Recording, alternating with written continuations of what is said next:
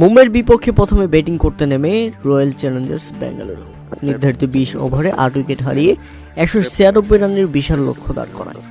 দলের হয়ে সর্বোচ্চ 40 বলে 61 রান করেন ফাফ ডু প্লেসিস, 26 বলে 50 করেন রজত পাটিদার এবং শেষ দিকে 23 বলে 53 রানের ঝড়ো ইনিংস খেলেন দীনেশ কার্তিক।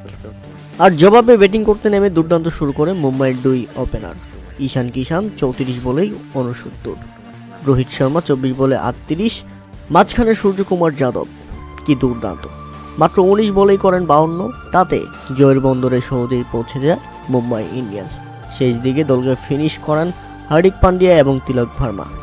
6 বলে 21 হার্দিক এবং 10 বলে 16 তিলক ভার্মা। তাতে 15 ওভার 3 বলের মধ্যেই লক্ষ্য পেরিয়ে যায় মুম্বাই ইন্ডিয়ান্স। হ্যাঁ দর্শক, 15 ওভারেই খেল খতম।